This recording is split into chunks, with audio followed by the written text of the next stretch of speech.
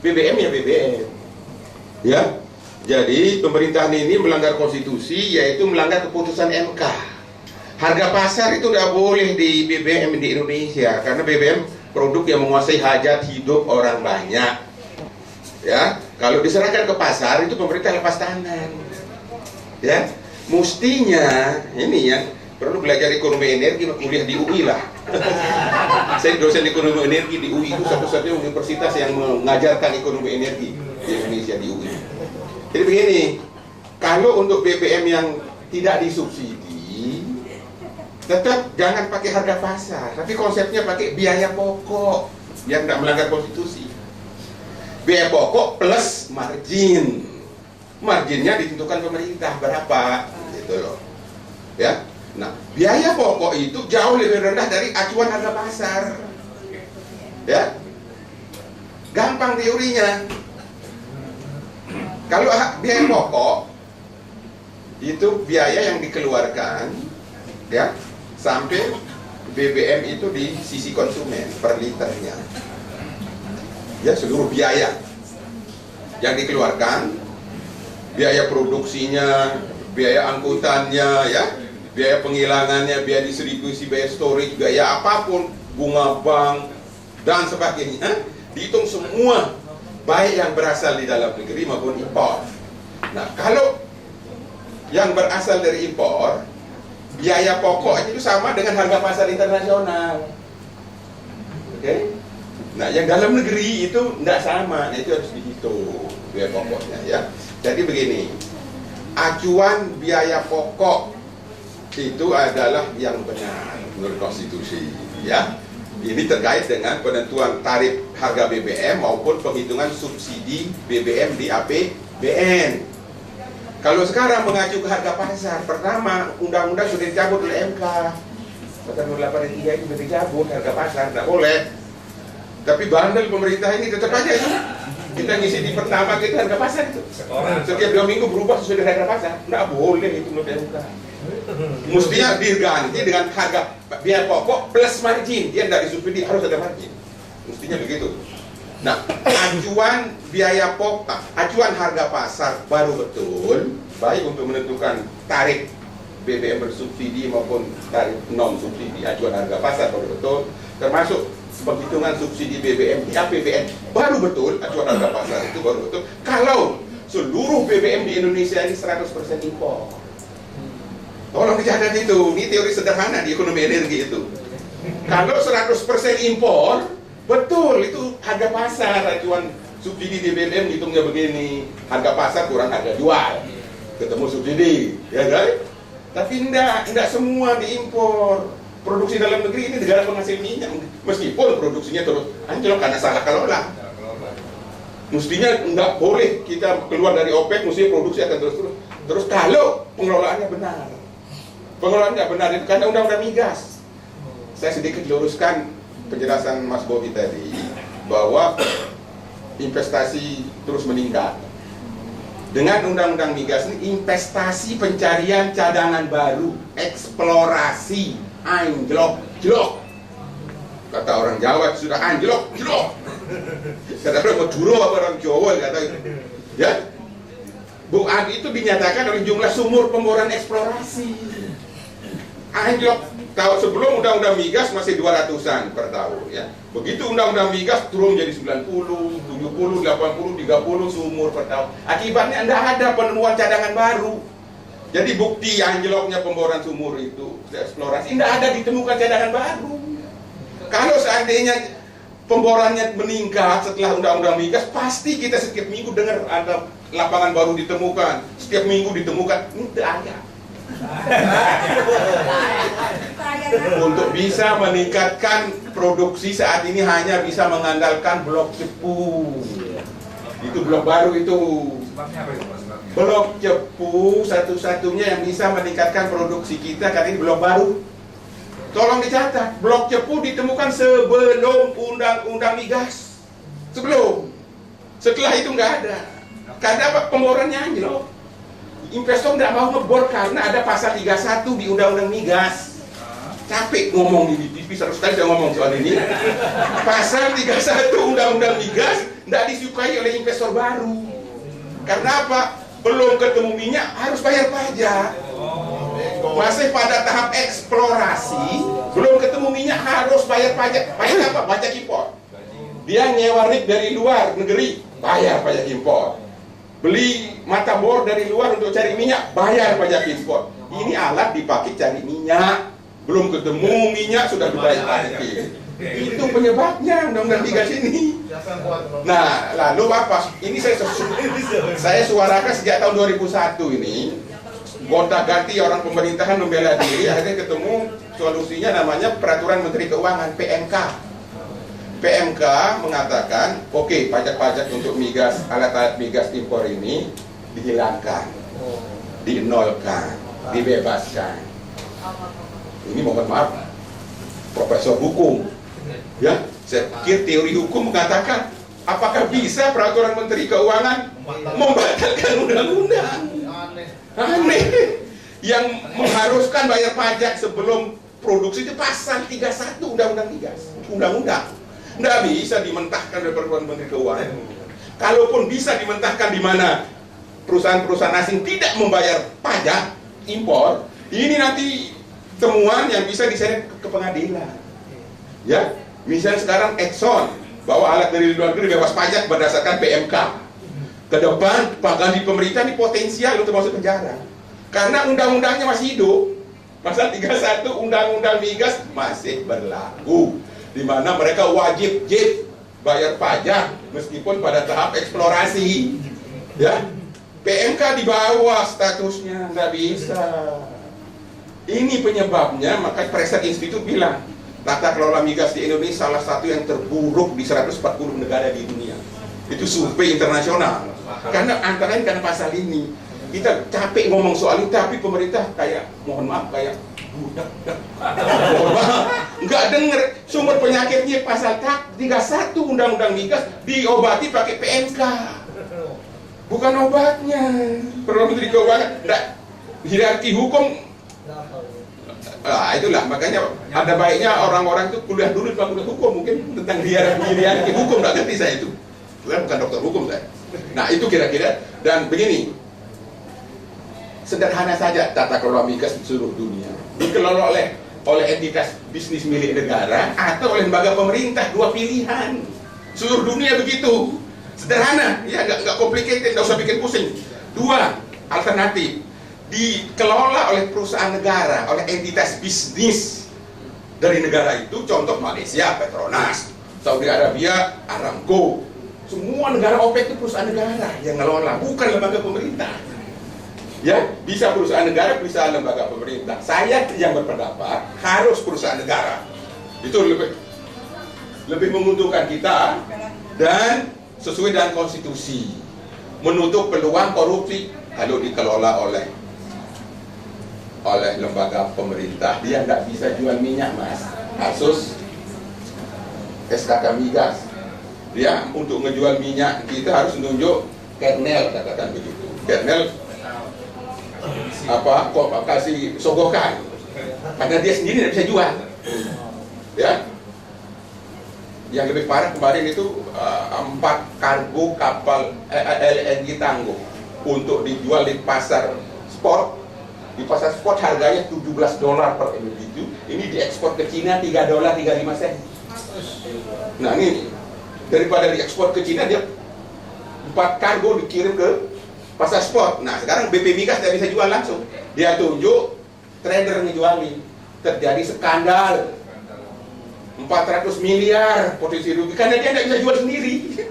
Ini masalah. Jadi pengelola migas itu either perusahaan negara yang bisa berbisnis atau lembaga pemerintah. Pengalaman kita sejak undang-undang migas ini, kalau dikelola lembaga pemerintah, negeri ini yang rugi. Yang untung segelintir orang, ini mafia-mafia ini yang untung. Ya, kita kok harus jual lewat pihak ketiga. Karena apa? Karena BP Migas bukan perusahaan. Belum lagi saya bilang diulang-ulang di TV itu, ntar Blok Mahakam selesai kontrak atau blok-blok lain yang selesai kontrak di asing sudah 50 tahun di situ, tapi masih berproduksi. Selesai kontrak menurut hukum kembali 100% kita. Tetapi di pihak kita yang akan menerima itu namanya SKK Migas nggak bisa mengoperasikan lapangan itu karena dia bukan perusahaan. Oke? Akhirnya direkayasa diperpanjang. Itulah pentingnya pengelola migas harus mutlak perusahaan negara. Mutlak itu. Jadi kalau nanti ada RUU migas baru bikin lembaga apapun, begitu disahkan langsung ke MK. Langsung ke MK. Rakyat akan menuntut ke MK. Sebab ini masalah sederhana. Sederhana sekali persoalan tata kelola ini. Pilihannya dua. Dikelola perusahaan negara atau lembaga pemerintah yang tidak bisa berbisnis.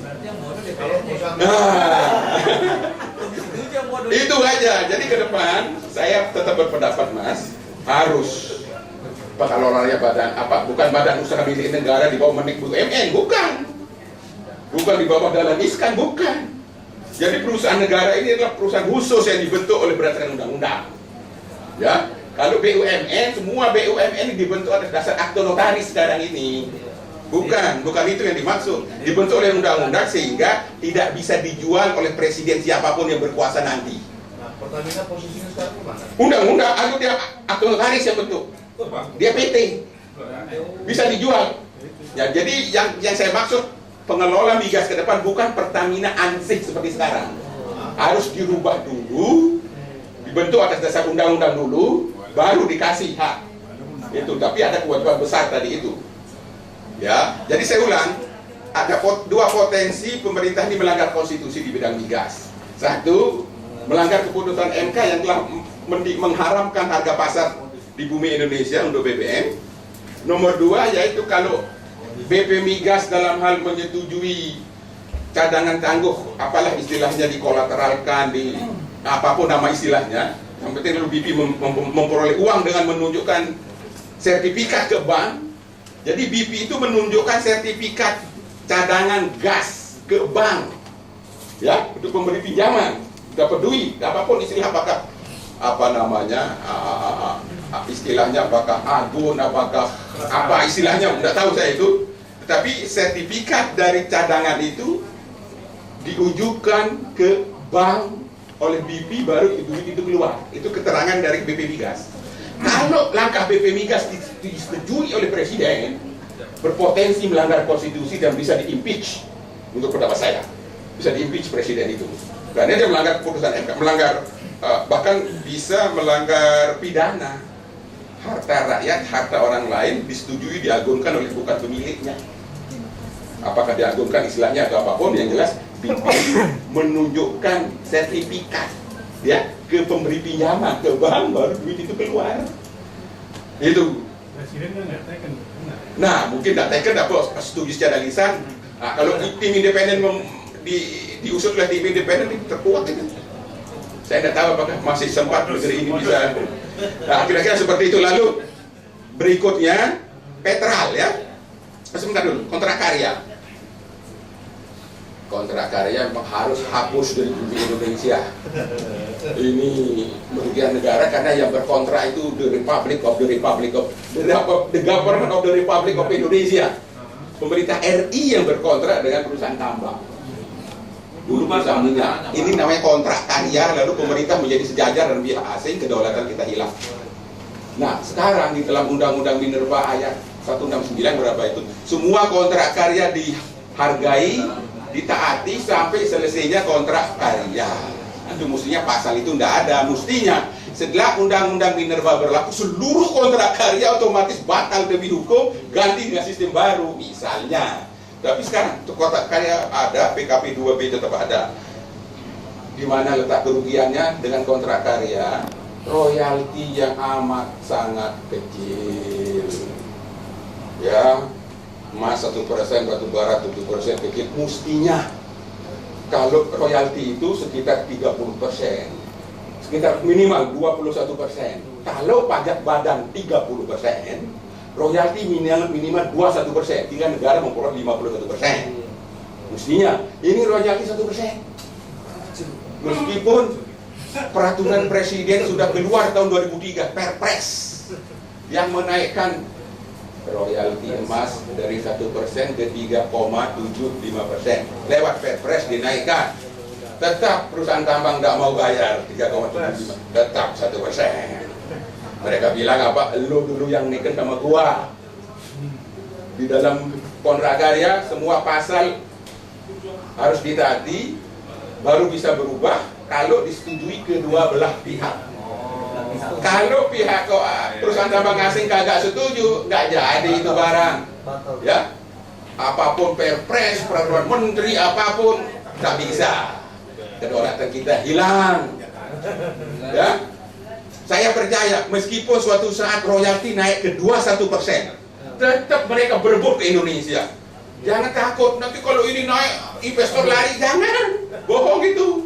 Sebab yang namanya sumber daya alam sudah given di perbumi. Nggak semua negara punya. Nggak semua negara punya, ya, sumber daya alam itu. Jadi tetap mereka akan datang meskipun tolong catat, royalti naik dari 1% ke 21%. Ya, tidak hanya naik ke 3,7, naik ke 21. Itu untuk mengatur agar negara perolehannya 51%. Nah sekarang ini terlalu kecil. Coba tengok APBN, penerimaan APBN dari sektor tambang, malu kita, gak anak cucu, begitu kecil, kecil banget, baik berupa pajak maupun PNBP, kecil. Contoh konkret, satu tambang aja, tahun 2002, batu bara kita produksinya 380 juta ton, 75%-nya diekspor. Yang masuk APBN dari batu bara sekitar 30 triliun. Nilai produksi yang 375 juta ton itu sekitar 350 triliun rupiah. Nilai 1 tahun produksi 350 T. Potong produksi sama bagian kontraktor 50%, masih 150 triliun. Mengapa yang masuk ke APBN cuma 30 triliun pada tahun 2020? Come on, man. Ini bukti-bukti bahwa tata kelola sumber daya alam kita ini belum sesuai dengan pasal 33. Ya, tidak hanya migas, tambang juga ke depan itu harus dirubah agar bangsa ini cepat makmur. Orang lain yang menikmati kekayaan kita ini, ya. Lihat itu kekayaan apa di Forbes, di mana itu salah banyak orang yang kaya raya dari tambang batu bara. Negara perolehannya 30 triliun. Baik pajak maupun non pajak, ini nggak benar ini. Ya. Jadi kita ke depan harus ada apa? Perubahan dan restorasi. Petra saya jelaskan. Begini prinsipnya. Yang saya kritisi bukan hanya BP Migas, SKK Migas, siapapun, konsep apapun, pelaksana siapapun yang menyebabkan negara rugi harus dikritisi. Membeli migas mestinya langsung dari produsen. Beli minyak mentah maupun beli BBM langsung dari produsen, itu yang benar. Kalau lewat perantara, lewat trader, petral, apapun namanya, tetap pasti lebih mahal. Begitu juga menjual. BP Migas dia tidak bisa menjual. Lewat pihak ketiga, negara rugi. Meskipun proses penunjukannya sudah lewat tender, jujur, transparan, pakai fake. Wah, semua sudah alim, apa Quran semua di situ. Ada Quran, ada Injil untuk menentukan siapa pemenang misalnya. Misalnya seperti itu. Saya bilang tetap negara rugi dibanding dengan negara sendiri yang jual langsung. Negara melalui sekali lagi perusahaan minyak nasionalnya. Jual ke Jepang 100% masuk kas negara, tidak berbagi dengan si yang menang tender lewat jalan tikus. Bukan jalan yang benar tadi itu, lewat Quran, lewat Injil. Jujur maksud saya, penunjukan trader secara jujur, memenuhi undang-undang, memenuhi ketentuan agama, tidak korupsi, tetap negara rugi. Sebab yang namanya trader akan ambil untung. Ya, ngejualnya tahu dia ngejual mana yang paling bagus pembeli. Kenapa kita bisa? Perusahaan minyak nasional berpengalaman 60 tahun tahu siapa yang beli di seluruh dunia ini. Tahu persis. Demikian juga dalam hal mengimpor. Perusahaan minyak nasional makanya Pertamina tahu persis siapa produsen BBM, siapa produsen jenis minyak mentah ini tahu persis dia. Tetapi mengapa tetap senang pakai lewat Singapura? Ini juga harus dikritisi Pertamina itu. Jadi saya bilang Pertamina ke depan bukan ini. harus impor beli langsung dari produsen. Ya, alasannya produsen nggak mau jual ke Pertamina. Kosong itu. Omong kosong, laporkan ke WTO. Laporkan ke WTO kalau ada produsen BBM di Kuwait, produsen BBM di Singapura, nggak mau jual langsung ke Pertamina, harus lewat pihak ketiga, laporkan ke WTO. Berarti itu diskriminatif menjual barangnya dia itu. Ya, kenapa trader bisa beli ke dia? Kenapa Pertamina nggak bisa? Pertamina itu sekali lagi entitas bisnis, bukan BP Migas dia, bukan SKK Migas Pertamina. Kalau SKK Migas sejak lahir memang didesain tidak bisa jualan. Ya, sejak awal, sejak lahir dia tidak bisa jualan. Tapi kalau Pertamina dia entitas bisnis, dia bisa jualan, bisa beli. Nah, mestinya Pertamina beli impor BBM minyak itu langsung dari produk. Kalau itu kita lakukan, insya Allah kita bilang 2 dekade kita kejar negara tetangga ini kemakmurannya. Negara ini negara makmur.